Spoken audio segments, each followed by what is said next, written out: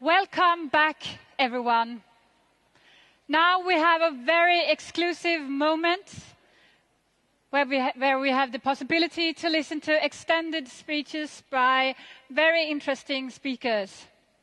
First, we will listen to Amina Wadud, who is professor in Islamic Studies. And then we will listen to Cynthia Enlow, a feminist writer and a professor in feminist studies. And last, we will listen to Catherine McKinnon, law professor. But first, I would like to welcome Amina Wadud, who will talk about diverse voices of Muslim reforming the new millennium. Please welcome Amina Wadud.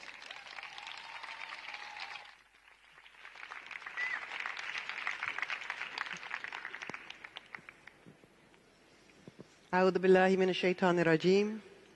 بسم الله الرحمن الرحيم. I begin, as always, in the name of Allah, whose grace I seek in this and all other matters. The Muslim women's movement today is experiencing a critical mass. More than any other time in history, Muslim women participate in the radical changes of our lives in formulating the basic paradigms upon which our lives are measured. What I will discuss with you here today has happened all in my lifetime alone. There have been more radical considerations of the possibilities of how to live as Muslim women in our time than at any other time. I want to say, except at the time of the advent of Islam, but the aspect about which I will speak cannot even be said about the nascent community of Islam 14 centuries ago. This distinction is important.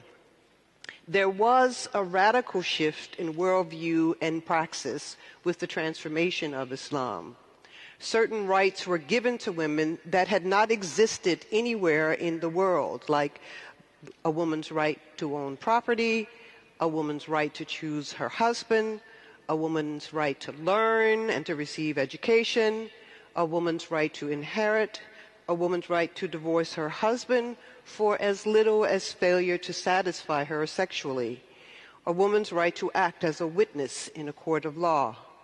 But while these were tremendous benefits for women, transforming their lives neck and neck with the transformation in the lives of men, if not more so given the abysmal status of women before revelation or at the time of Islamic beginnings, of course, however, we should note, women were not themselves the catalyst of these changes or the agents of change. They were beneficiaries of the divine revelation to the Prophet, who both articulated the message of the Quran as revealed to him and embodied it. What marks our present time and the new millennium exceptional is the critical mass of Muslim women engaged in the struggle for the realization of the political implementation of their own self-determination.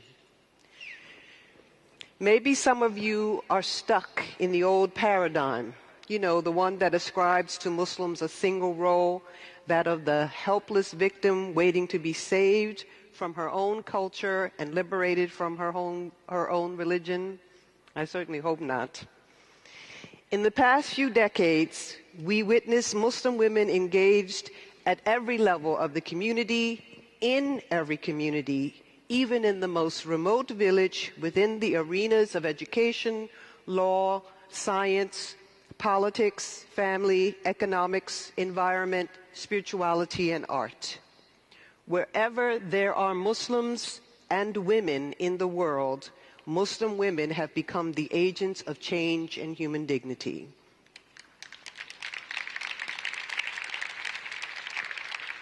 Despite this critical mass of transformation, of course, all women do not go about this change in the same way. Sometimes there is great contradiction and discord. This is natural and in many ways necessary. That is, unless, of course, we are unaware of or insensitive to the diversities and then become subject to programs of divide and conquer instead of seeing how our various strategies lend themselves towards the completion of similar goals, human dignity and honor, we are pitted against each other to determine who amongst us is right or has the right to decide for others amongst us exactly what is the nature of the Muslim women's agenda and what are the strategic methods for change and transformation. Those of us engaged in the discourse and activism are fond of pointing out that Muslim women are not a monolith. Still, it is interesting to note we aspire to a utopian unity of reform, looking for a monolithic solution or a single uniform strategy. This presentation is about the diversity of strategic approaches to gender reform. I have worked on gender issues before I would own the word feminism as appropriate for my scholarship, activism, and identity. I persist with my aim to make certain articulations towards gender equality within the faith or from a faith perspective. I was born in the U.S. Civil Rights Movement. My father, a Methodist minister, took me to the March on Washington with the Reverend Dr. Martin Luther King, Jr. in 1963 when I was 11 years old. There has never been a separation between ideas of God and the fight against oppression, no matter in what form the oppression takes or who it is against. Every discussion about Islam and women begins with the meaning of the word Islam. People often operate on the presumption that there is a uniform agreement on the meaning of the word Islam. So when people say, for example, Islam means peace, or Islam prohibits homosexuality, or in Islam you must wear hijab, or Islam is a violent religion, the source of such abstractions is frequently not provided. One important development that the women's movement helped to forge in international debates at the beginning of the new millennium was the distinction between Muslim cultures and Islamic primary sources, that is, the Quran, the established Sunnah, the authentic Ahadith, and sometimes Islamic law, which is somewhere between understandings of the terms Sharia and fiqh. I begin with the definition of Islam encapsulated by its most basic and fundamental principle, Tawheed. At the most fundamental level, it refers to God as one.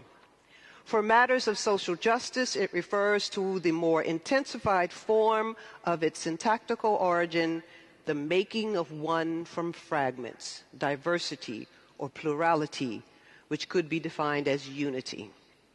This social principle of Tawheed mandates a relationship between human beings only of equality and reciprocity. The role of women in Islam is to be Khalifa on the earth, a moral agent of Allah within the sacred order of balance and harmony in the universe. This teleology is confirmed by the Quranic passage, Inni ja'ilun fil ardi khalifa. Indeed, I will create an agent on the earth. Woman was not created as a byproduct of, helpmate for, or second-class citizen to man. Furthermore, her agency is in a direct relationship to God, unmitigated by men, men's agency, family, or culture. This agency is to be manifest by actions fil ard, in the creation, on the earth, standing up for justice and gender equality, working to reform asymmetrical gender policies, and toppling tyrannical practices and epistemologies are thus essential to an agent as part of the divine human relationship.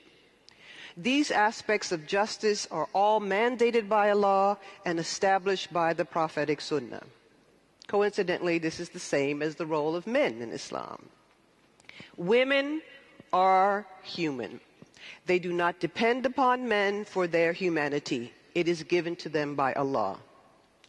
While women have always been a part of the community, expected to conform to the development of Islam within that community, in the early development of the foundational paradigms of Islamic thought and practice, they did not enjoy equal participation in establishing the fundamental understanding of what is Islam. In fact, as the Muslim empire spread geographically and politically after the Abbasid period, women's contributions to the fundamental canon of Islam were further marginalized and ultimately silenced. This had a profound effect on the future of Islamic thought and the establishment of both legitimacy and authority. If we look back over Islamic history from our vantage point, we see a very minor role that women played in establishing the basic epistemology that would come to stand as authority and legitimacy. Today, women are present and accounted for at every level of the community, not the least of which is the scholarly and ritual community. Women work to make sure we contribute to the establishment of precedent for later communities in Islam. We participate fully in establishing new canon, constructing new traditions, forming new policies, living in the present with an eye on the past and a conscious trajectory towards the future. This is a corrective to the asymmetry between women and men in Muslim communities in the past. However, we do not go about this without some contention between our voices, perspectives, methods, and objectives. This is natural, inevitable, and for the most part useful. Despite evidence of certain exceptional voices against gender inequality throughout Muslim history, today we experience a mass movement of women and men against gender asymmetry as injustice. It matters very little if this injustice was established by intent or by accident of discrimination. The modern Muslim women's movement is connected to certain global developments. I'm going to paraphrase some of this, but one of the developments, of course, is the end of colonialism. What's interesting about the enterprise for the end of colonialism is that women and men stood side by side in order to achieve independence and the establishment of the nation state. But when the independence was won, they were not full beneficiaries of the policies that were then put into place. They were basically told to go back home and make bread. I became aware of a major rift between Muslim women's perspectives when I was at the Beijing World Conference for Women in 1995. There were more Muslim women present at that meeting than any of the previous UN meetings and also any of the subsequent UN meetings. So taking advantage of this opportunity, they thought, well, let's come together and form a Muslim Women's Caucus. A nightly meeting was called between those Muslim women present at Beijing would turn into chaos. It was impossible to find any common ground between two dominant but contending voices. And for some reason, the representatives of those voices found themselves unable to decide on an agenda between them with regard to those whom they represent and with regard to their own presence. One voice I will call Muslim secular feminists. And this is because they seek to remove religion from the debates. Religion, they would propose, is irreconcilably patriarchal. Islam is patriarchal. There's no way forward for women except to adopt the standards proposed by the UN and keep religion out of it. If a woman wishes to recognize her religion, that is personal, but is not a matter of policy. Otherwise, it could hamper the progress being proposed on her behalf. Of course, this position is unacceptable to Muslim women who feel a strong connection to their identity as Muslims, even though it articulates the response that is felt by Muslims to the sting of colonialist movements and the attempt of the new imperialism to articulate what is understood as universal. The other voice at Beijing is the voice of the Islamist movement. They likewise asserted that you cannot have both Islam and human rights. If there must be a choice, then they held the authoritative, indigenous, and culturally more authentic voice, the voice of Islam. For them, although Islam did not align itself with modern notions of gender equality, the gender complementarity that it did offer was superior, and all we needed to do was to see the wisdom behind it. There was literally some people who went around with a little booklet, The Wisdom Behind Islam's Perspective on Gender. A third voice was also present at the conference, but it was in its nascent stage, with no clear methodology or implementable strategy, let alone a set of objectives. However, they did argue, or we did argue, that the either-or binary did not reflect the overwhelming majority of Muslim women. Most Muslim women unquestionably identify with Islam. At the same time, many express concern over experiences of disjuncture between what is promoted as the ideal of Islam and their own lived realities. In the 20th century, these lived realities were increasingly being made public. With so much attention, however, the push to disavow Islam was no doubt confusing, if not also confounding. Further clarification was needed to distinguish the voice of this third agenda from the Islamist agenda, because they also refused to disavow Islam. Meanwhile, as this third voice was critiquing certain practices and the underlying patriarchal structures and epistemology in the development of the Islamic canon and of Muslim cultures, they were shunned by the Islamists as being one and the same as secular Muslim feminists. As such, a development of a more nuanced, mediating articulation would go unnoticed for some time. Part of the development of this mediating articulation was to critique the terms Islam and feminism or human rights, to interrogate their relevance to the lives of Muslim women. In fact, the term feminism became a linchpin. It is interesting to note that neither terms, Islam or feminism, was subjected to more dynamic development initially. However, without this interrogation, it is difficult to distinguish the next development of gender discourse and action. The meeting of Islam and feminism was only possible when such an interrogation was followed through. Heretofore, feminism had to be Western, had to be secular. For those who would develop into or were already self-recognized secular feminists, this projection of feminism was unproblematic. Similarly, for the Islamists, this projection was unproblematic because it helped fuel their refusal to adopt the title feminist, no matter what the nature of their scholarship or activism.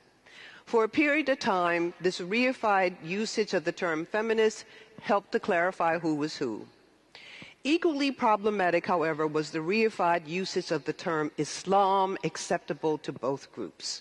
When both terms were challenged, then the edges of the debate moved forward by leaps and bounds.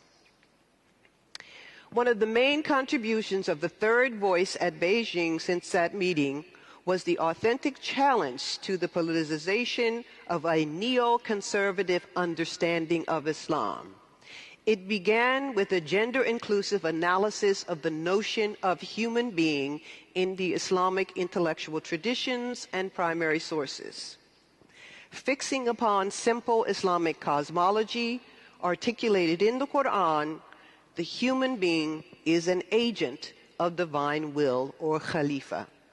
While this articulation is fundamental in the primary texts and the foundation of the Islamic worldview, its application to women had been curtailed by other functionary relationships.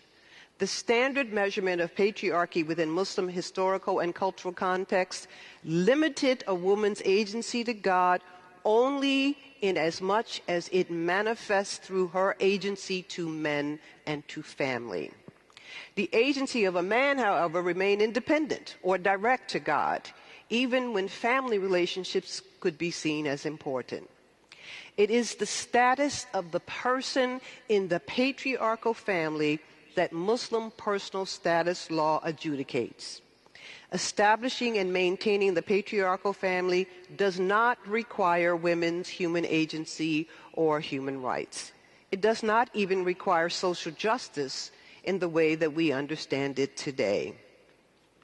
The patriarchal family is built upon unequal or complementary relationships.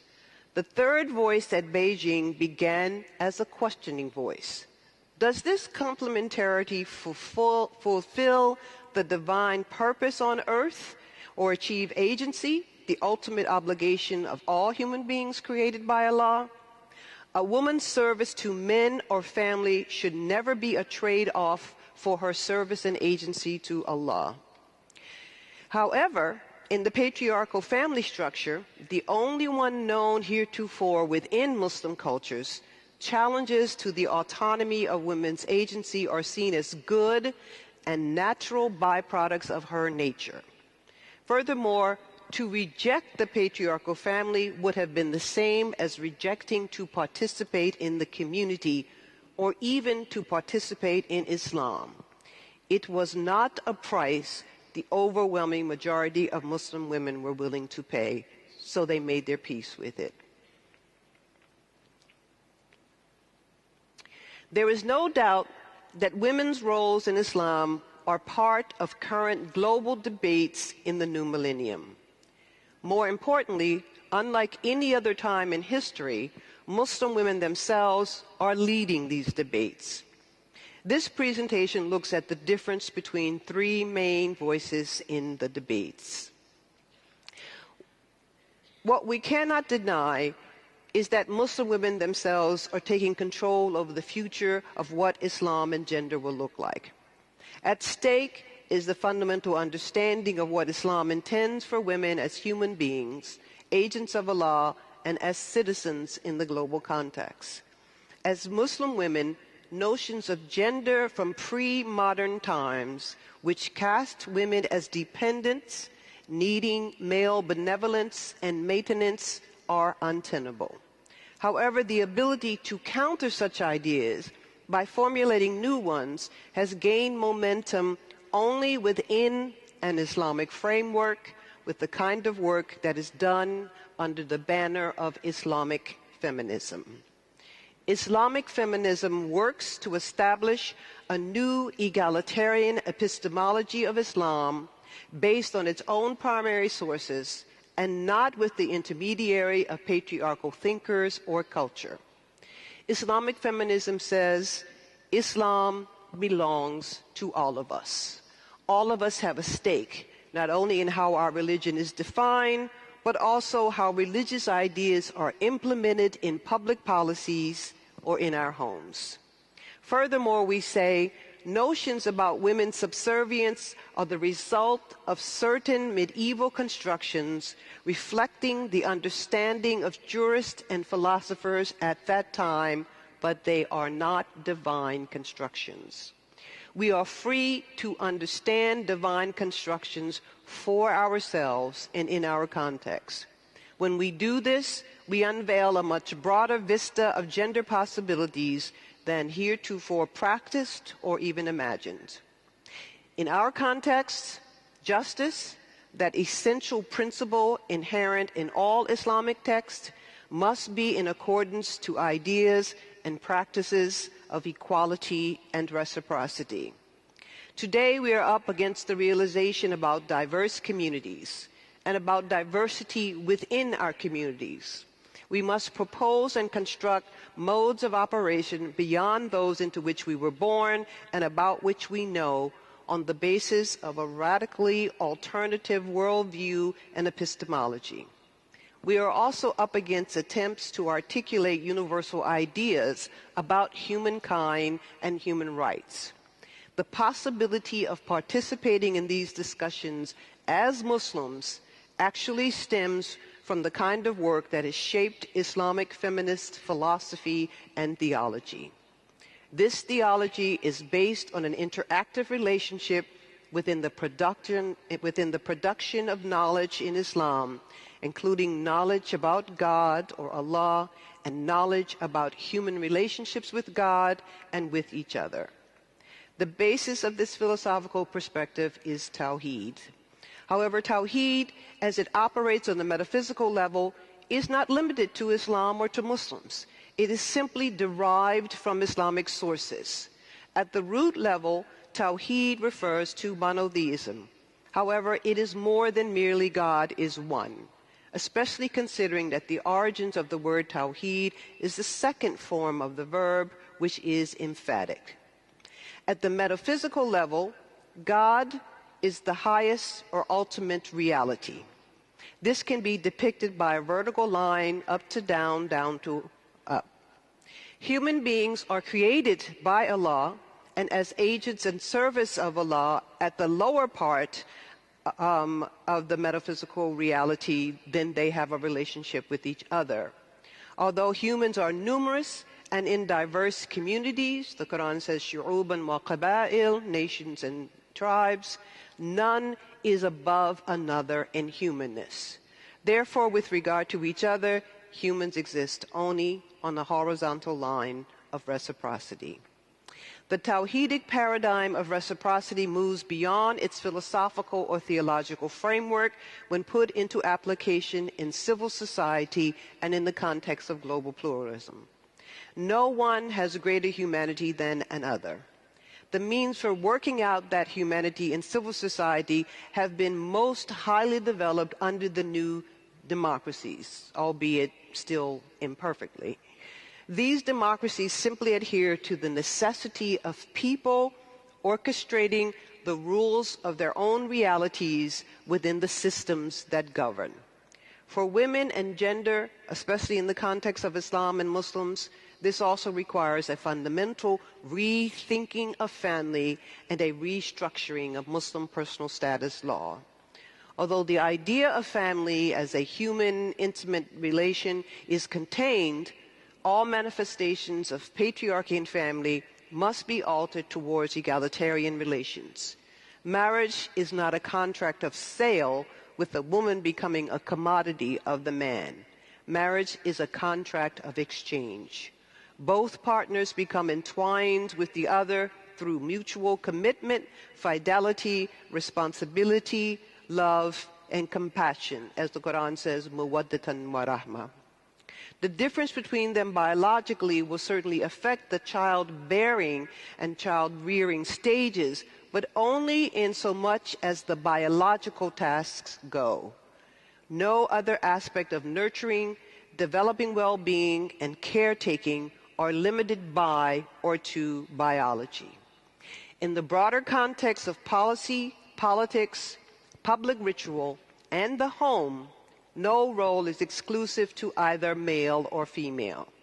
The capacity to develop the skills mandated to fulfill any role adheres only to our humanness and not to our biological sex. This is the radical contribution of Islamic feminism. We are not compromising human rights. We are not compromising Islam. We are challenging the fundamental basis of how those rights and how Islam is adjudicated in the law and in public policy, and how they are experienced and practiced in the private spaces of the family and the culture. Towards this goal, both Islamism and secular feminism play a vital role, provided the dichotomy between them is put to the service of the empowerment of women as full agents before Allah and in society.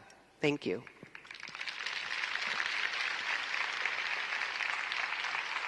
Thank you very much. Thank you very much. Thank you. Thank you. Amina Wadud.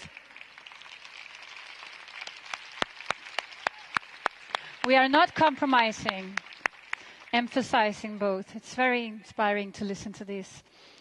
Our next speaker is Cynthia Enlow, feminist writer and professor at Clark University in political science and women's studies. Her speech is about jokes, silence, and raised eyebrows, how patriarchy thrives into our institutional cultures. Please welcome Cynthia Enlow. Woo!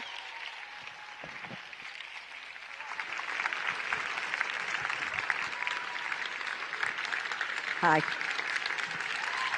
Don't applaud when you don't. I might bore you. Don't applaud. Thank you very much. It is fabulous to be with all of you, honestly. I have learned so much in such a short time. Don't you feel as though your brains ache?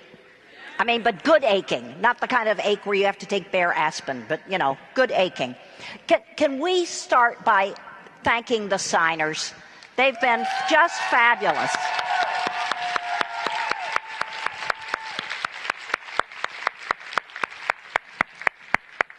I have this strong sense that I sound better through them, right?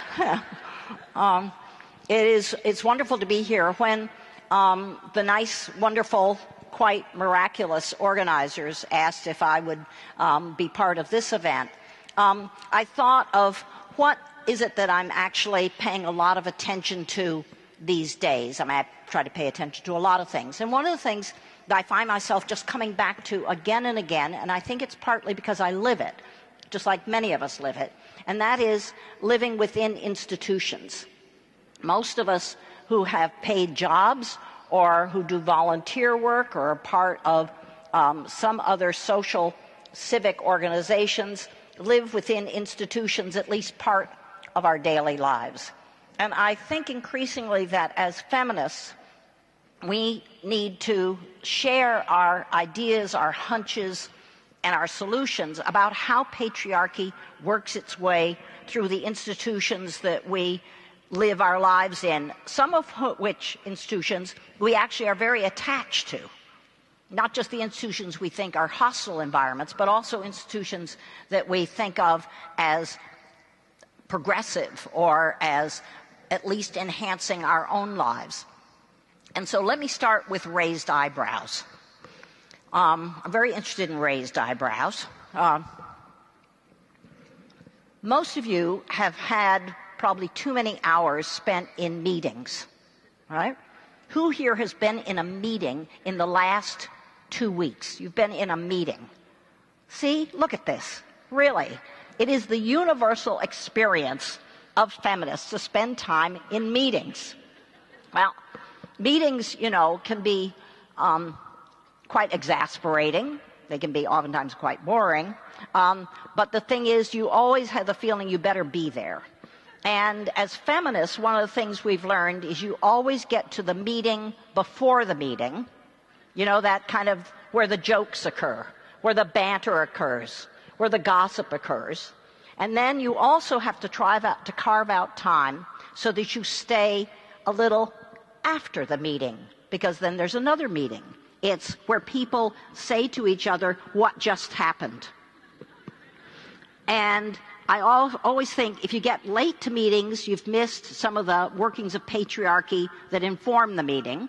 And if you have to leave too quickly, which a lot of overworked women have to do, one of the things we miss is we miss how whatever good, perhaps, sometimes it does, whatever good happened at the meeting can be unraveled in about 30 seconds after the meeting by somebody makes a joke about what you thought just was accomplished, or somebody just makes a snide remark about something that was achieved. And in that, you have a delegitimation of what just you thought was a successful meeting. So I'm very interested in meetings, and I wish I were trained as an anthropologist. Actually, I have kind of a wish. And my wish would be that I would come back in another life and I would be a feminist, historically minded ethnographer. That would really, right? That's a pretty good aspiration, isn't it? But I'm a lowly, very lowly political scientist who's had to learn all these feminist skills from anthropologists and from historians and from everybody else who feels as though they're smarter than political scientists.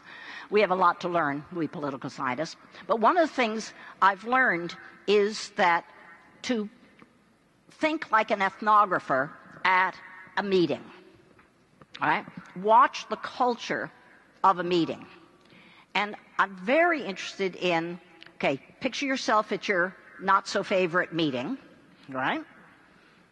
Somebody says something that actually you think is really, wow, that's pretty intelligent. I hadn't thought of that. That's pretty innovative. That's pretty helpful.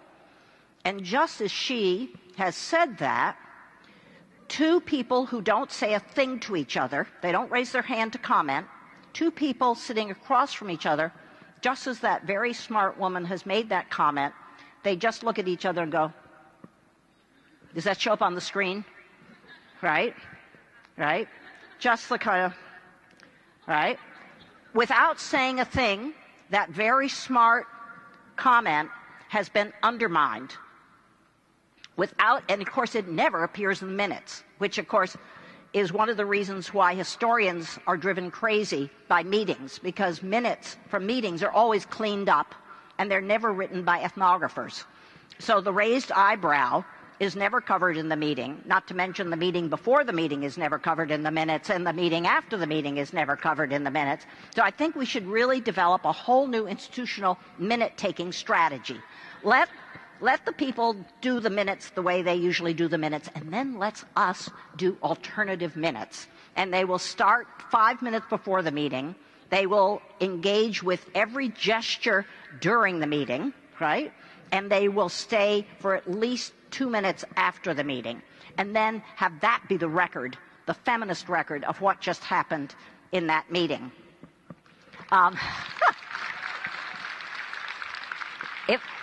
If you try this in any of your organizations, do me a favor and send me a copy. I would love, it's a whole new feminist minute-taking skill, but it would show why things that looked as though they were accomplished in a meeting, in fact, are never implemented, are never, quote, taken seriously. And I'll come back to taken seriously in a minute. Amongst the people who have really taught us that we have to pay attention to not just institutional rules and institutional structures, but also institutional cultures. And the fact that we even use the term institutional culture, which now, is it used in Swedish and Danish and Icelandic and Finnish? Is institutional culture now a term that makes sense in your own languages? Yeah? That's new. That's new. I'm not really a good enough historian to be sure about this, but I don't think if you read 1950s literature on organizations and institutions, I'm not sure you would see that phrase, institutional culture. One of the reasons that it's become one of our tools, especially our feminist tools, to make sense of how institutions behave and why patriarchy is so renewable. You know, one of the things that's really underestimated about patriarchy is that we talk about sustainable development, and we usually think that's a good thing, but actually patriarchy is very sustainable, right? We should be very wary of when we use sustainable, right? Because it depends what you're sustaining, right? So it's very curious to all of us. I know all of us think about this all the time. How is it, despite all our thinking, all our smart activism, all our networking within societies and between societies, how is it that within particular institutions, patriarchy is so sustainable? And I think one of the reasons it's sustainable is because it works through institutional cultures, not just institutional structures and institutional policies and rules. So, one of the groups that really I think we are so indebted to, and one of the leaders of this movement, Catherine McKinnon, is with us today and will be speaking next, is that the movement, or many movements around the world, that crafted the idea of sexual harassment, put the two words together in ways that humankind had never put together before in any language. Those people, lawyers, feminist activists, people working in grassroots organizations of all kinds, one of the things that they gave to us is an understanding that if you are going to prevent sexual harassment in workplaces and schools and other forms of institutions, including parliaments, if you're going to stop sexual harassment, you cannot stop at just changing the structure of who can make a complaint to whom, what are the procedures by which that complaint has to be addressed. Those are important. I never underestimate either rule-making or structures. They're important. But people who were activists around sexual harassment began to watch that even though they accomplished some of those changes, in fact, sexual harassment continued. Not just continued, meaning that a coworker sexually abused another coworker, but rather also that their supervisors, their mid-level and senior supervisors, continued to not take it seriously. And so sexual harassment activists began to say, how come? What is it that we haven't addressed that seems to make sexual harassment and the demeaning of women so sustainable? And they began to say, let's look at the cultures of the organization, not just the rules and the structures of organizations.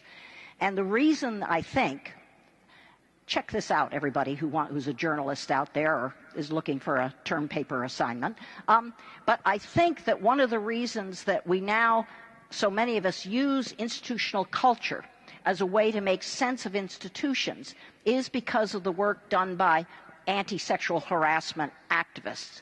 And they began to say, okay, what happens within organizations that sustains that set of beliefs and practices despite our successes in changing the rules, despite us introducing a sexual harassment officer in the structure? And what they found was that you had to look at jokes. You had to look at gestures. You had to look at ways in which bonding occurs not just in the workplace, that's important, but also outside of work between workmates.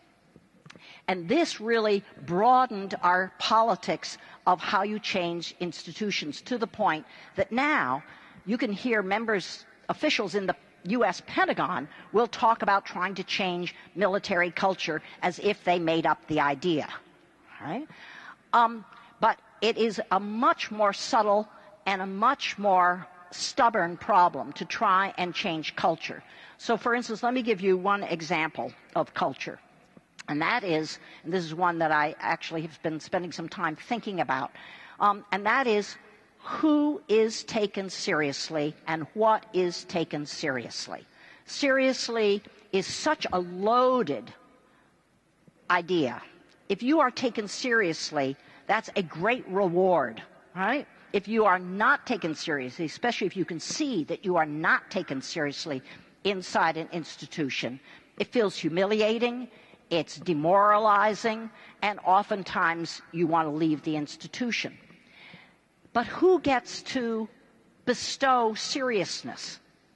Right? Who gets to say that was a serious comment, or that's a serious suggestion, or that's a serious proposal for change? I call them the bestowers. Right? Who gets to bestow seriousness on anybody?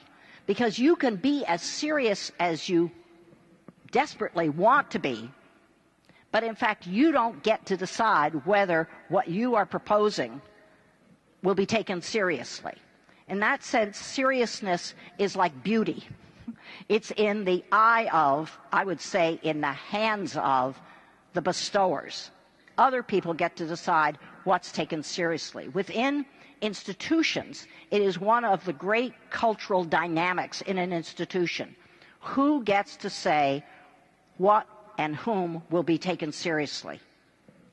For a lot of women in institutions, that search for, that effort, and it takes a lot of effort to try and be taken seriously, can also lead to co-optation, right? That is, in your effort, in my effort, in any of our efforts to try and be taken seriously, what you find yourself doing is you think a lot about the minds of the bestowers. In fact, you begin to think more about the minds of the bestowers than you do about your own feminist allies in the organization. And you begin to think, oh, they won't take me seriously if I dress like They won't take me seriously if I use the word patriarchy, for sure. They won't take me seriously if I couch my proposal in feminist terms. They'll only take me seriously in the meeting or when I talk to my supervisor. They'll only take me seriously if I couch my proposal in what's good for the institution's mission. And therefore, anything I propose, I have to frame as good for the institution. Now, most of us do that. I certainly have done it. You know, we need more women on the political science faculty because my university will look, backward if it only has 2 women and 9 men or something, right? But just think of what that means. It means that you argue for taking sexual assault in a military, that is, male soldiers on female soldiers, assault in a military. You argue that it should be taken seriously by the senior commanders for the good of the military. That is the way in which you think you can most make your argument in a way that your argument will be taken seriously, that it won't be dismissed, that it won't be trivialized, that it won't be the object of ridicule or a joke. And what you find yourself doing is making a proposal for what you really think is enhancing the dignity and the human rights of your coworkers, not in terms of their rights or their dignity, but in terms of the institution's own mission. We do this all the time. You have to find some way to frame your argument so that people who otherwise don't want to take you seriously will at least pause for a moment and think, oh, I hadn't realized it would actually jeopardize our mission, right? But think of how that shrinks what your real impetus for making this argument is. So the struggle to be taken seriously, and I don't mean you shouldn't frame it that way. Sometimes you'll do anything because the issue is so important, you'll do anything to make it be taken seriously by people who really have more influence in the organization than you. But just think of what it means if other people get to bestow seriousness on your proposal and you spend most of your time trying to mind read them, trying to think of what makes them nervous, what makes them proud, what makes them feel like they're the big, guy on the block, what makes them feel as though they're accomplished, what makes them feel as though they're sophisticated, what makes them feel as though they're professional, sometimes what makes them feel heroic, right?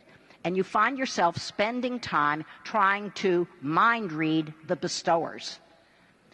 I put this out there not because we automatically know how to get around this conundrum, but because we should talk about it. That is, we should talk about what compromises, sometimes called framing, what kinds of compromises do we make, with what consequences within every organization in order to be taken seriously.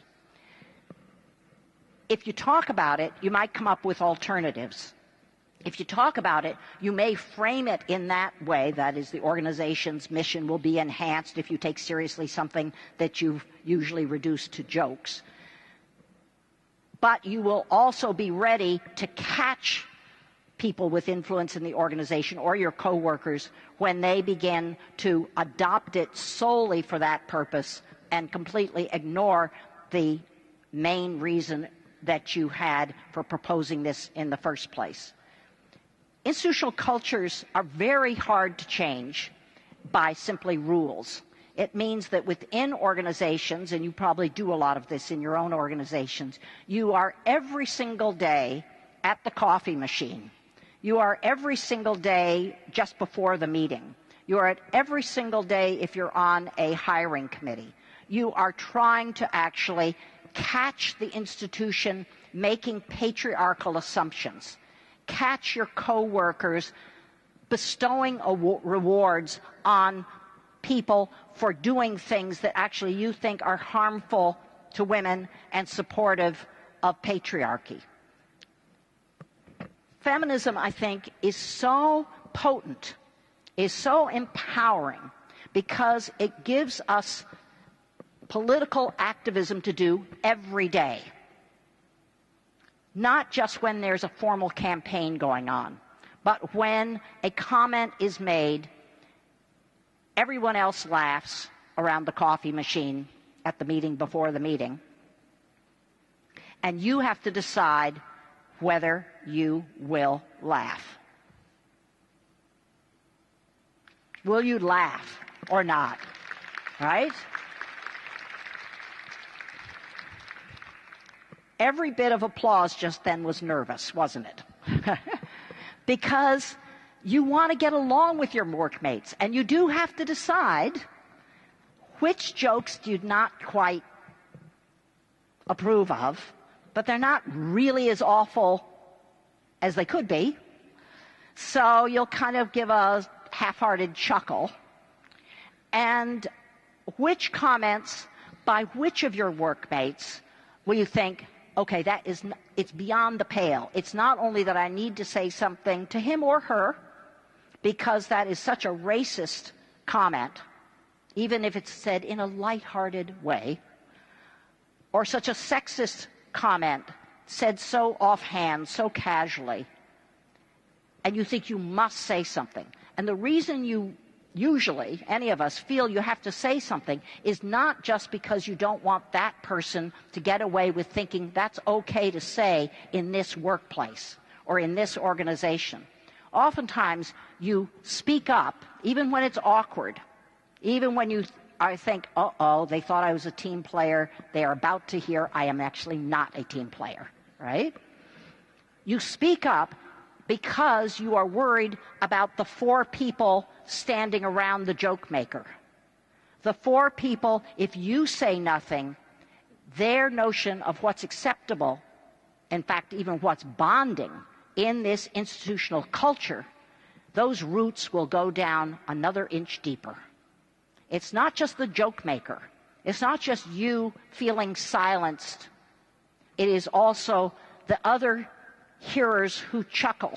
And in their gentle laughter, or maybe uproarious laughter, they are, in fact, not just confirming the institutional culture, they're driving the institutional culture of patriarchy in that workplace deeper. So my sense is that institutional cultures are places that we can do feminist work every day, but it should be feminist work that we talk to each other about, right? Talk to your workmates about. If, in fact, you didn't stop somebody from telling a joke and you feel badly, find somebody, especially in the organization, to say, you know what just happened to me today? I can't believe it. I just let that go by. And here's why I did. I feel crummy. Is there something I should have done, or is there something I now can do to say to the other listeners, I didn't say anything when so-and-so made that comment, but did you feel awkward too? That is, do work every day that undermines the sustainability of patriarchy wherever we are. Thank you very much.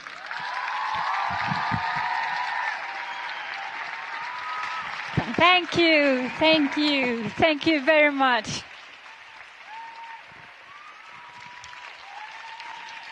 Yes, Cynthia, we have a job to do every day at work, right?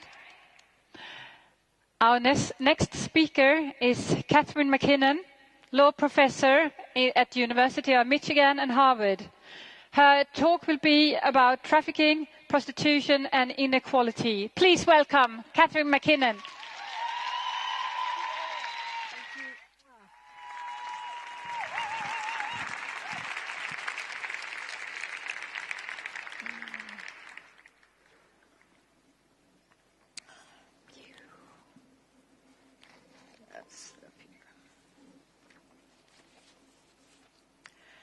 Hello, everyone. I just learned so much from both of those talks, and I know you did too. I'd like to offer some reflections and analysis on the Swedish model on prostitution in relation to sex trafficking and inequality in the context of the international debate that it has generated. As I'm sure you've noticed, no one defends trafficking or inequality, not outright. But prostitution isn't like that. Some people are for it and affirmatively support it. Many more people, although fewer in Nordic countries, believe it to be politically correct to tolerate it and oppose doing anything effective about it. Most people assume that even if it isn't quite desirable, that prostitution is necessary and harmless and most of all inevitable. Views about prostitution I have found from speaking on it all over the world structure the debate on trafficking. And this is true whether prostitution is distinguished from trafficking or seen as a form of it, whether prostitution is seen as a human right or a denial of human rights, and whether prostitution is seen as a form of sexual freedom or its ultimate violation. Wherever you are in the world, the discussion on prostitution is organized by 5 underlying moral distinctions that divide the really, really bad from the not so bad. Adult prostitution is distinguished from child prostitution, indoor from outdoor, legal from illegal, voluntary from forced, and prostitution itself from trafficking. In the moralist view, which pervades this debate, child prostitution is always bad for children. Adult prostitution, not always so bad. Indoor or street prostitution can be, outdoor or street prostitution can be pretty rough. Indoor prostitution, house or brothel, less so, maybe even sort of good. Illegal prostitution has problems that legal prostitution is imagined to solve. Forced prostitution is very bad. Voluntary prostitution can be not so bad. Now, trafficking is really, really bad. Prostitution, if voluntary, indoor, legal, and adult, can be a tolerable life for some people. Now, measured against the known facts, these supposed distinctions actually occupy points on a continuum. They overlap substantially, and despite being largely illusions, have very real consequences in policy, law, and life. Within and across nations, there are 2 fundamental positions in this entire debate. And this polarizes it somewhat, but this really is a remarkably polarized debate. These are the sex work model and the sexual exploitation approach. When prostitution is termed sex work, it is usually understood as the oldest profession, a cultural universal, consensual because paid, stigmatized only because illegal, a job like any other, denied that recognition, and sometimes a form of liberation. Sex workers are expressing what its academic advocates term agency. Of the many meanings of this slippery piece of jargon, agency here appears to mean freely choosing, actively empowering, deciding among life chances, asserting oneself in a feisty fashion, fighting back against the forces of femininity, this is full of F's, this, and resisting moralistic stereotypes, maybe even a kind of model of sex equality. In this view, the agentic actors called sex workers, most of them women, control the sexual interaction, are compensated for what is usually expected from women for free, have independent lives, and anonymous and autonomous sex with many partners. All behaviors usually monopolized by men, and therefore we can tell it's liberating for women. By contrast, the sexual exploitation approach sees prostitution as the oldest oppression as widespread as sex inequality, to which it is foundational. The noun prostitute here is seen as misleading as well as denigrating. It equates who people are with what is being done to them. The term prostituted is used instead to highlight the people and social forces acting upon them. Not an attribution of victim status, this term is based on information on the sex trade from exited women themselves, who often help design and conduct the research, as well as write some of the best analysis of it. Actually, Rachel Moran is here, and unfortunately speaking roughly at the same time as this panel. But she's written, in my opinion, the best work ever on prostitution. Her book is called Paid For. In these women's experience and the data based on their articulation of it show, people are prostituted through choices precluded, options restricted, and possibilities denied. Here, prostitution is observed usually to be the product of lack of choice, the resort of people with the fewest choices or none at all. The coercion behind it, which is both physical and not physical, produces an economic sector of sexual abuse in which the majority of profits go to other people. The money in these transactions coerces the sex. It does not make it wanted, making prostitution a practice of serial rape with nothing equal about it. Prostituted people, in this view, are the ones who pay for paid sex and are the ones who are wrongly saddled with a stigma that belongs properly to their exploiters. Now, each of these two accounts has a legal approach that corresponds to it. The sex work approach favors across-the-board decriminalization with various forms of legalization, usually with state regulation and sometimes beginning with unionization.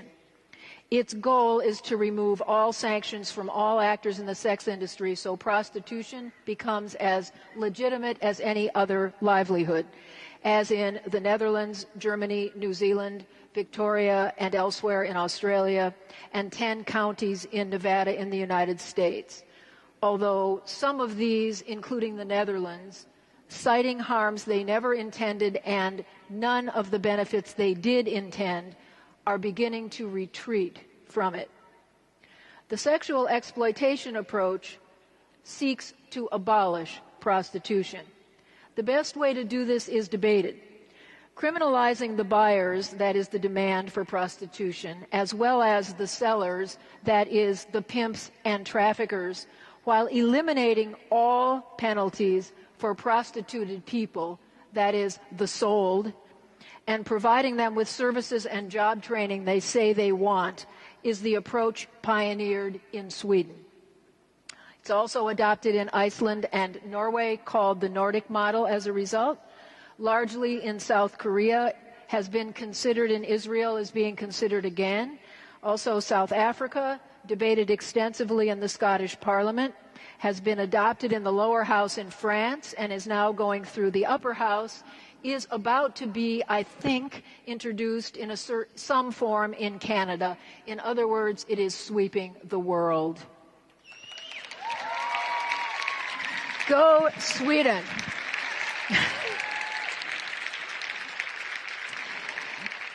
For the Swedish model, at least as crucial as criminalizing the buyers and enforcing it, of course, is not criminalizing prostituted people, removing all penalties against them.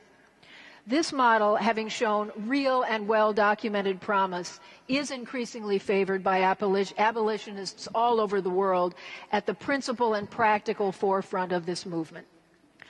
Now, as you make up your own mind about this question, each position can be measured against a body of evidence on the sex industry. Much of it, amazingly, uncontested, most of it provided by survivors, on the conditions of entrance, the realities of treatment, and the possibilities for exit. Everywhere, prostituted people, with few exceptions, are poor, Normally, they are destitute. There is no disagreement on this. Urgent financial need is the most frequent reason mentioned for being in the sex trade, and almost no one gets out of poverty through prostitution. Actually, usually they get further into poverty and deeper in debt. And they're lucky to get out with their lives, given the mortality figures, which in Canada, one study of prostituted women found they are dying at 40 times the average national rate for their age group. Disproportionately, people in prostitution are members of socially disadvantaged racial or ethnic groups or lower castes. So whatever it is across the world, they're in it. In Vancouver, in Canada, for example, and elsewhere, prostituted people are vastly disproportionately First Nations women. They are Indigenous women. In India, although caste is illegal, there are prostitute castes. Women members of the not caste, for example, are selected by men in their families to prostitute, and not men are expected to pimp not women to higher caste men. The point here is no one, except maybe Gandhi, chooses poverty. No one chooses the racial or ethnic group or caste that they are born into. These circumstances, the ones that powerfully determine who is used in this industry, are not chosen by any of them. Another global commonality of prostitution, the accuracy of which no one questions, is that people typically enter it when they are young, frequently very young. Most prostituted women I met in India were first used at age 10. Now, this is not a time when you're fully empowered to make a choice about the rest of your life, or when you have much power to stop adults from doing things to you. In most places, also, sexual abuse in childhood, usually in one's intimate circle, is a major precondition. In Kolkata, scores of girls around 13 years old line the streets of the red light area. That's Sonagachi. Once when I was there, I glanced down a narrow alley and saw a tiny naked girl with her legs being spread wide and her crotch facing out toward the street. So the question is, when exactly did she choose? Given the terms on which prostitution is defended, it dawned on me that this might be a good time to define sex, never having needed to do so before. Now, let's suppose that sex as such is chosen and wanted and uncoerced. Let's hope. This being, I think, why prostitution's defenders defend it in these terms. When you're having sex with someone you want to be having sex with, I would guess that you aren't generally paying each other. Being one of the things that money can't buy, the real thing is neither bought nor sold. In this light, if sex is for survival, and the term survival sex is sometimes used as a synonym for prostitution, the sex is coerced by the need to survive. Where women have sex equality rights, this kind of thing is called sexual harassment, by the way, a human rights violation.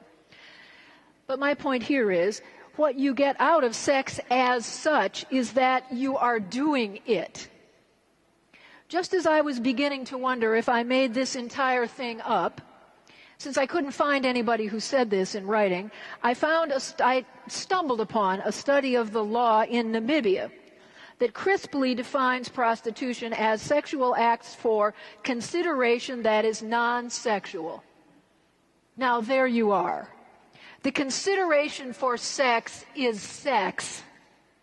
This is what sex as a human right could look like. The right to have sex that is so mutual, so uncoerced by anything else, so equal that it is its own reward.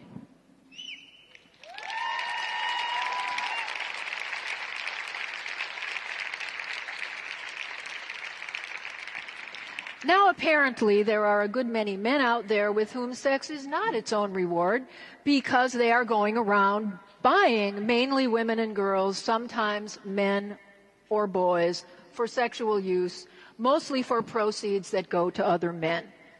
Now, as to magnitudes, women in prostitution in Kolkata, in numbers not that different from the United States or Europe, told me that they service 20 to 30 men a day on average, with no choice over the sex or the men. Assuming 2 days a week off, which is a mercy that few are shown, each woman services as many, therefore, as 8,000 men a year, perhaps a few less for repeat customers. I speak here of the demand. What a relief. We don't have to talk about men anymore. We say the demand. They are the reason sex industry exists. Some are aggressive, some are contagiously ill. All are invisible in the sense they can go anywhere in the true privacy of anonymity and not stand out on a street corner as buyers of women. In most languages, most of the words apply to them, such as customer, client, buyer, guest, are words that they share with non-purchaser users of women. They have the dignity of this sharing. Actually, my favorite word is the not women use the Hindi word for them. It's the word for passenger. I think that's so perfect. In the United States, for lack of a better term, he's been given a real man's name. We call him John. Johns make prostituted women's lives unhealthy and dangerous. In addition to the sexual transactions that are paid for by Johns, many prostituted women are raped by Johns, meaning here not paid. They're also beaten by criminal gangs or pimps or landlords if they show any resistance or a desire to leave, or when abuse is the sex the buyers want to buy.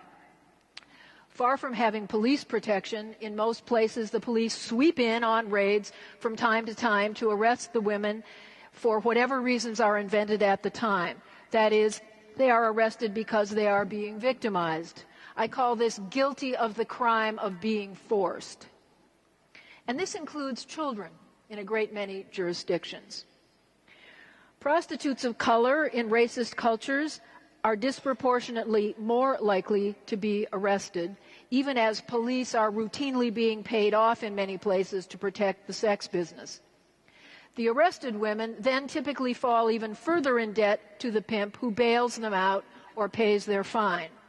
So this official contribution to her bondage, this official sex discrimination, from a constitutional and international law perspective, makes it even harder to leave because now she has a criminal record. Proponents of sex work often insist that indoor prostitution in a house or brothel gives the prostitute more control. And they sometimes also contend, with actually no factual support, that criminalizing the buyer makes prostitution more dangerous because it drives it indoors, hence underground, which isn't true.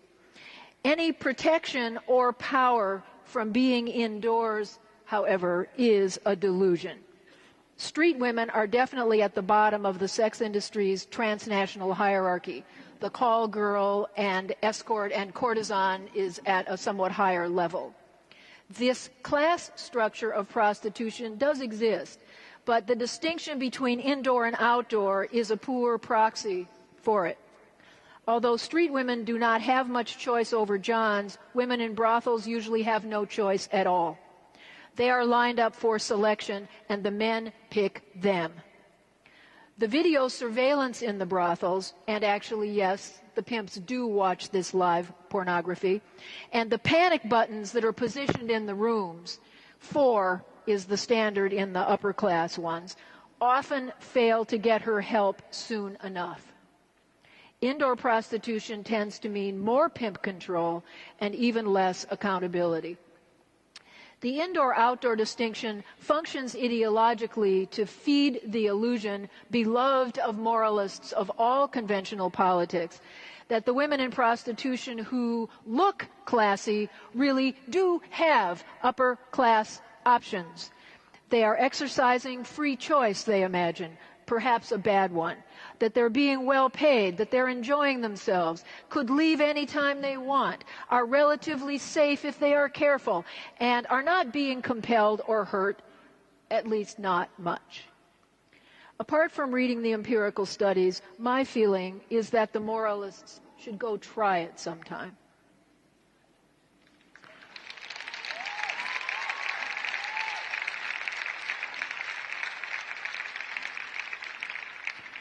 Not very long ago, sex work proponents denied there was any harm in prostitution at all. Overwhelmed by the reality of abuse that prostituted women and exited survivors have revealed, showing them subject to more violence than any group of women in the world, these days, a small amount of harm is recognized, usually attributed to its illegal status in the harm minimization or harm reduction approach, prominent, for example, in New Zealand. Note how the terms concede some harm will remain. The imperative is to reduce the harm so prostitution itself can stay. Groups dedicated to this notion suck up vast amounts of international funds devoted to addressing HIV/AIDS.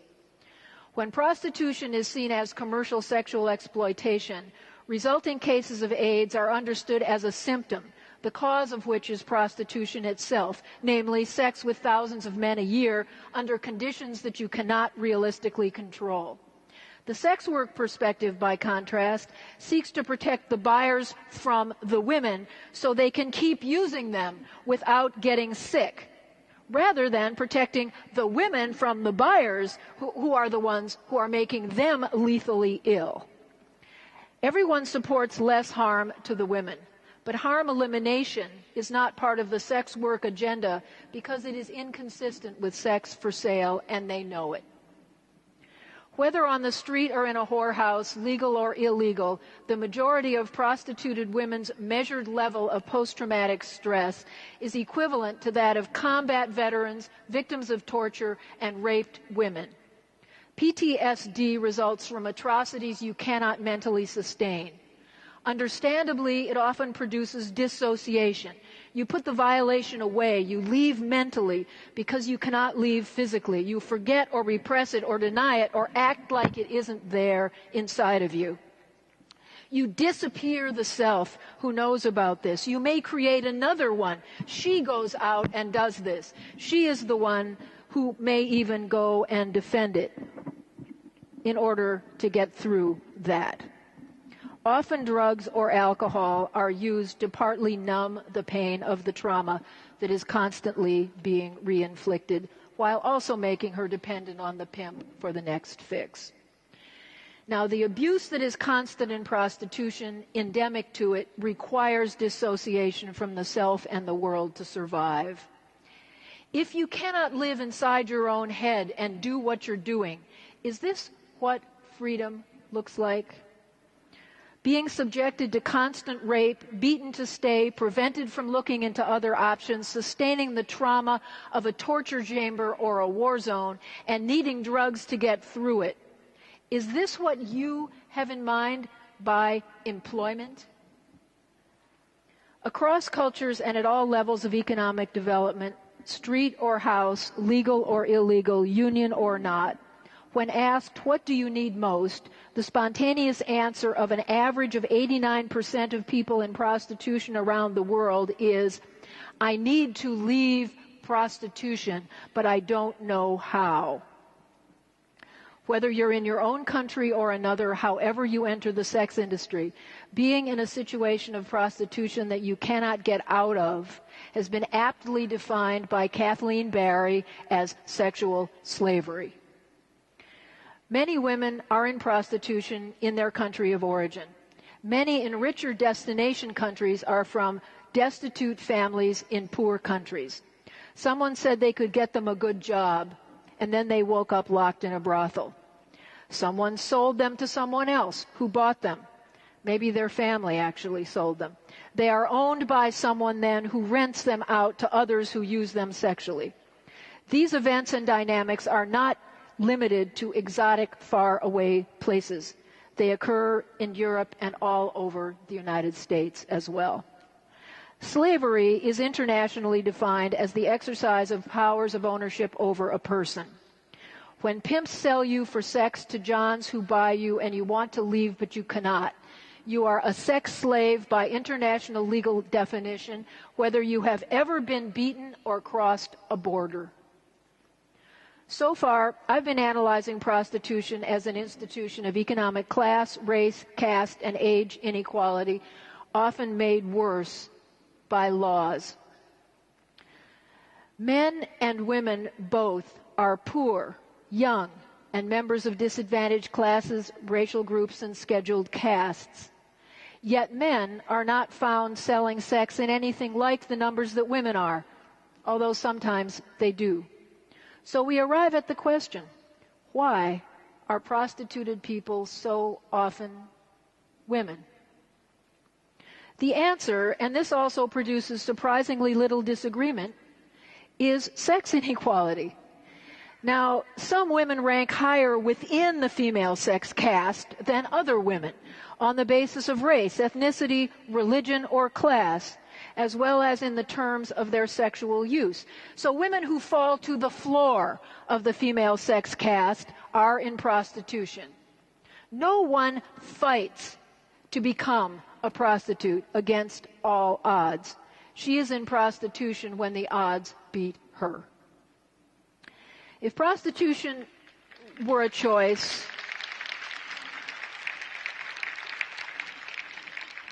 if this were a choice, one would think that more men would be found exercising it.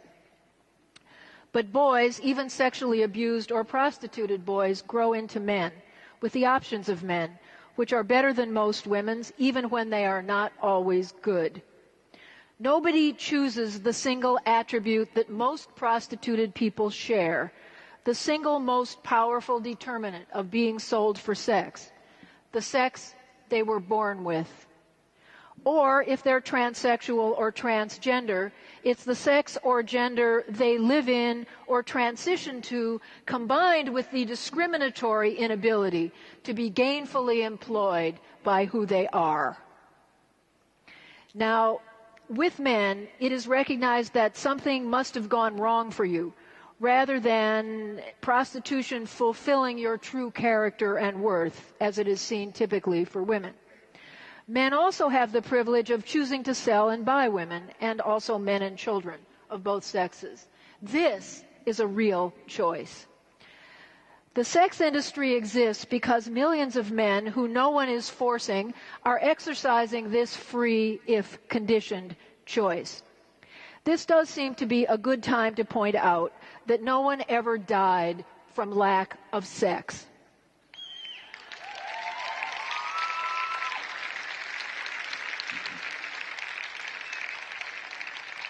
So what exactly is this sex that is bought and sold in prostitution? First of all, in prostitution, it's mainly men selling women to other men for intimate access to and power over them. Melissa Farley and her colleagues have documented 18 different estimates from NGOs, law enforcement, and researchers in 10 countries showing that most women in prostitution are under the control of other people, mainly pimps and traffickers. This is 84% of them. What this intimate access to and power is you do what I tell you to do sex. The Johns are buying the sex of no backtalk, of not having to relate to her as a person, of being served and serviced in the privacy of anonymity with a switched off, dissociated person who is not really there. As the women are counting the cracks in the ceiling and watching the clock, this is the sex of not doing anything real for her sexually, as he is kidding himself that all she really wants is to be there doing exactly this for big, sexy, irresistible him. Now, to be fair, most Johns know that the women don't enjoy the sex. We've studied these men, and they talk a lot. They know that the women are there out of economic necessity for the most part. But as we were saying yesterday, consenting is what he thinks she is doing. even though he knows she doesn't want to do this. And she has no viable alternatives. Now, this is an ideological position. What it is doing in this discussion is making men feel better, and in this reality, about the sex they know women didn't sexually want it, and it makes them feel better about it to call it consensual, which makes it good for business as well as for male dominance. For her, she is having the sex of the sexually abused child. That is, sex you would never be having, except that he has more power than you do. In all these ways, prostitution is not just like any other job. Setting limits on the intimacy and intrusiveness of the demands that can be made on a person is the whole point and purpose of human rights and labor law. No place I know of that legalizes prostitution, even on the rationalization that it is a job, requires that women go work at a legal brothel or anywhere else in the sex industry in order to receive unemployment compensation benefits, although most jurisdictions require that recipients accept available work. Think about it. Yet in this debate, the notion that prostitution is work generates no end of illuminating parallels, the same ones all over the world. Here's how they go. What's the matter with prostitution that isn't also wrong with cleaning toilets, disposing of hazardous waste, losing your hand in a factory accident, dying, building a part of a bridge? Now, the people who are entranced by these comparisons have never defended any of these jobs or conditions before or since. I suspect that their suggestion that prostitution is a sad but kind option for some poor, unfortunate women, an option they are being so enlightened, tolerant, and considerate to defend as a matter of policy, these people would be among the first to identify the human rights violations involved in all those other practices if most of the people doing them were of a disadvantaged race, are mostly undocumented immigrants, if 84% of them were under the control of third parties, and 89% of them wanted to leave but were being prevented from doing so. And none of these jobs is prepared for by sexual abuse in childhood. None of them produces sky-high PTSD rates. The shared underlying assumption going on here is someone has to do it. Now, I'm not going to pass on clean toilets or things they build in factories or the building of bridges, but the fact is that no one has to do what is done in prostitution. Without it, some men would just not get laid today.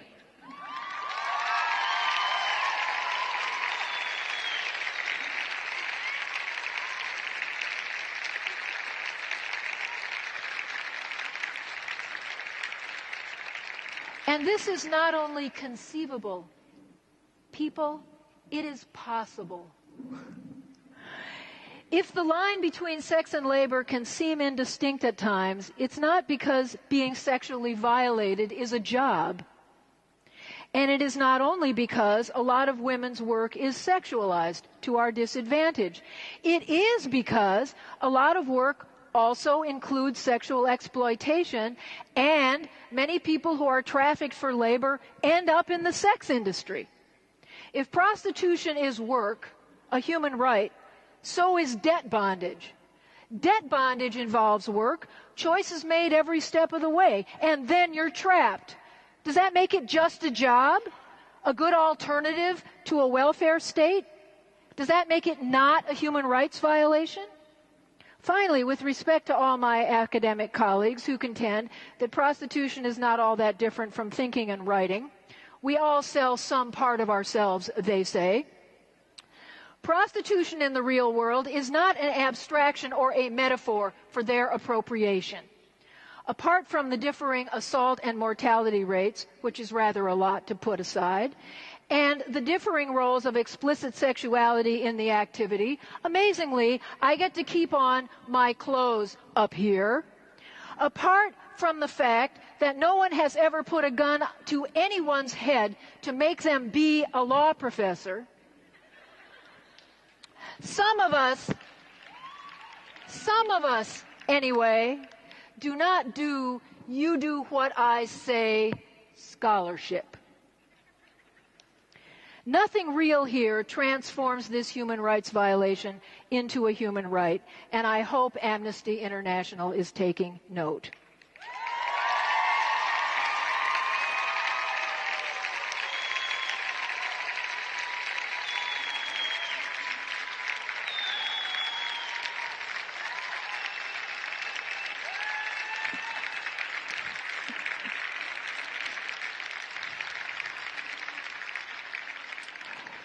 The people on the other side also insist that all of this abuse and rape and beating is invented or exaggerated by us ideologically motivated, repressed, sex-panicked Victorian prudes and whiners who just apparently don't have what it takes to make it as whores. The pimps are invented too, apparently. Prostituted women are independent entrepreneurs. Well, maybe actually some have managers. And then along came HIV/AIDS, and even this crowd discovered a harm, along with a lucrative profit center for them in purporting to address it. How handy. This disease that harms the men who wipe themselves off on the women, as well as the women whose faces they explode all over. How refreshingly gender neutral and symmetrical. Now the pernicious brothel system in India must stay in place, or where would the condoms be distributed? Sex trafficking in India is up 300% since Bill Gates spent his $30 million on condoms. Who is keeping track of whether the women can actually use them? Or the skyrocketing prices for the women who have no choice but not to use them? These condoms, I've come to think, are emblematic of the prophylactic sex work idea that proposes to make the world safe for prostitution by containing and covering up its harms one at a time. The first fault line in the denial of prostitution's intrinsic harm came when it was conceded that children should not be prostituted. But no one ever says precisely what is wrong with buying and selling children for sex, just that it's wrong. Well, if prostitution is freedom, equality, liberation, and empowerment, it makes a woman's life more autonomous and independent, and its harms are occasional or negligible and can be minimized or contained. Do tell what is wrong with children seeing it or doing it. And whatever is wrong with children being involved in prostitution, then I want to know what precisely changes suddenly when she's 17 years and 366 days old.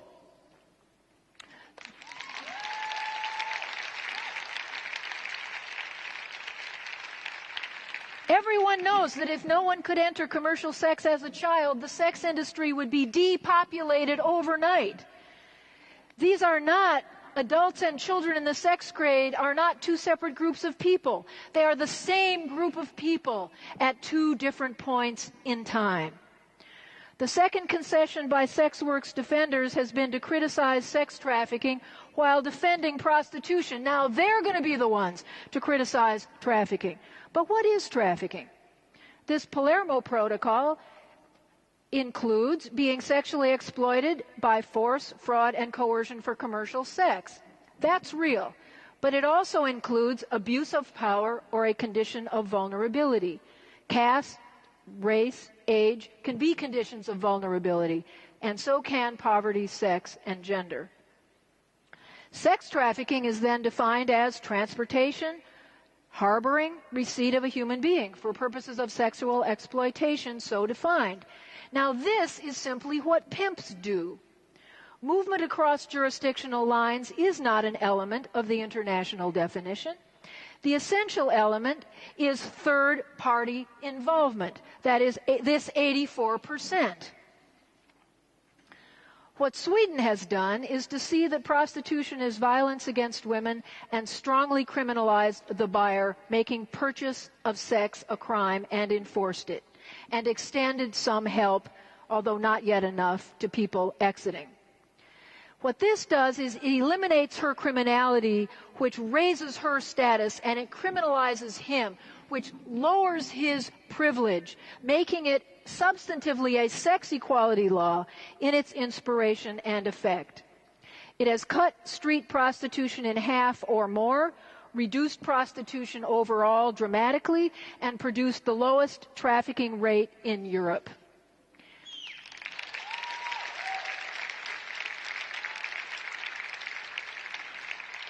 Properly applied, the Swedish model is an extinction manual for the sex industry. When prostitution is legalized, by contrast, once women and children are installed, the profits from operating in the open are massive. Illegal prostitution explodes under legalization. Legal brothels require protections the Johns don't want, so they go next door to the illegal brothels and pay more, and makes life even more dangerous for the least protected of women. Legalization is a failed experiment. The German government has concluded it failed to deliver any of its promised benefits. It hasn't reduced trafficking or organized crime. It hasn't made it more transparent or less underground. It hasn't made it easier to leave, healthier, or safer. And it has eroded any idea in society that there is anything wrong with it. One reason it doesn't work is that women in prostitution do not want prostitution to be an official part of their life story. And if they are going to receive any of the purported benefits of legalization, they have to register, and it produces a history that they can't leave. So they resort to illegal prostitution that flourishes under legal prostitution. Perhaps the deepest injury of prostitution is there is no dignity in it. Attributing agency here as if it means freedom can be a desperate grab toward that lost dignity, as well as a form of co-optation for the sex industry of the dignity that the exploited never lose. Some people who have choices that women in prostitution are denied cannot seem to imagine prostituted women's lives outside of prostitution. The ones I know, my colleagues, friends, those I work with and for, inspired by Sweden and other Nordic countries who followed, have no such trouble. What we see is real work, real love, dignity, and hope. Thank you.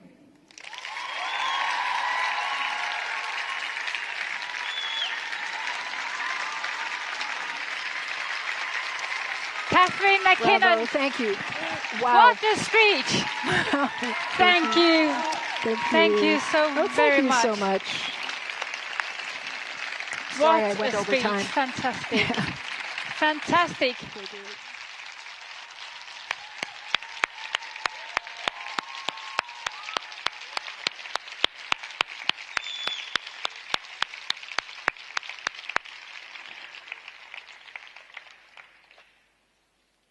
What an afternoon, what a day, and what an evening we're going to have now.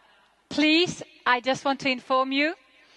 First, I would like to thank the interpreters, Jennifer and Jenny. Please come up and get a flower.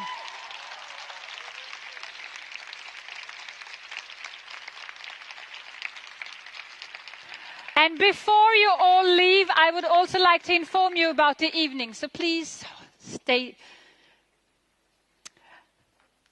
Thank you. Thank you very much. And we say thank you. Tonight, we're going to have a festive parade. And it starts, and I will give the information in English because it's on page 10 here. And we will go to the train station Hyllie here outside, right outside, and we'll go one stop to Triangeln, the triangle. And at the triangle, there will be volunteers showing where the parade will start, and so you can join in. And the parade will start at 6:30, so you can go directly to the station now, I think. Have a very nice parade, and see you tomorrow to our last day. Thank you.